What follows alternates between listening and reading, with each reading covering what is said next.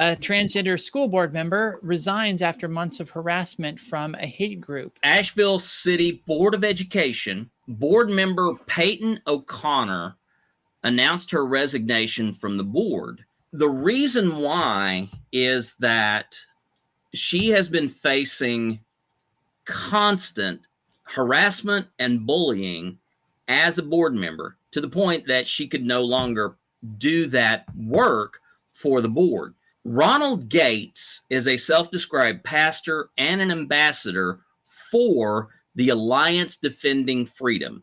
And he started showing up at the Asheville City Board of Education meetings in October, heckling the board with anti-LGBTQ plus rhetoric, denouncing critical race theory, and misgendering Peyton O'Conner. In her letter, Peyton said, Mr. Gates is a fascist whose hatred and fear-mongering have no place within the Asheville City Schools community. He is dragging a well-funded group of fascists into our town in order to claim his own 15 minutes of fame. His views are ignorant, disgusting, and vile. Now, here's where that, kind of connects in.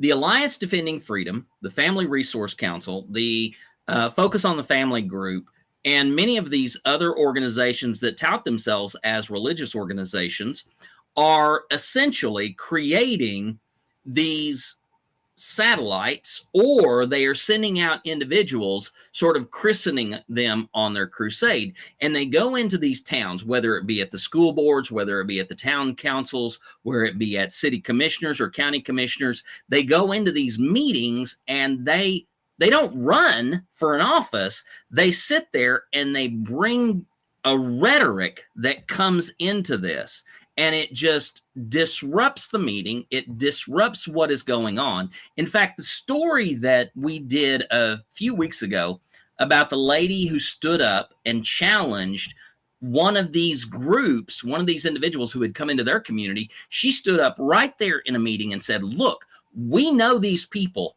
We know who they are. They have watched our kids. They have babysat for us. This guy over here is an outsider. He is coming in and he is determining from an outsider's point of view what should happen in this community. This is another situation and the scenario that we talked about earlier. So this is a tactic that they are using. They are sending people who do not live in the community, who do not have a reason to be there, to essentially go in and disseminate hate and propaganda so that they can disrupt the procedures in such a way to create doubt, fear, and anxiety around the inclusion of LGBTQ plus people, as well as looking at individuals on a person-by-person basis and not through a stereotype that they create. These groups are very well funded. In fact, they are funded by evangelical and fundamentalist churches all across the U.S. Focus on the Family is one of their great profit margin fronts, but they also do direct donations through churches. People are convinced that the Alliance Defending Freedom or the Heritage Foundation are out there doing good work for the kingdom. So these fundamentalists who don't bother learning anything about what they do or how they do it, they throw money at them hand over fist.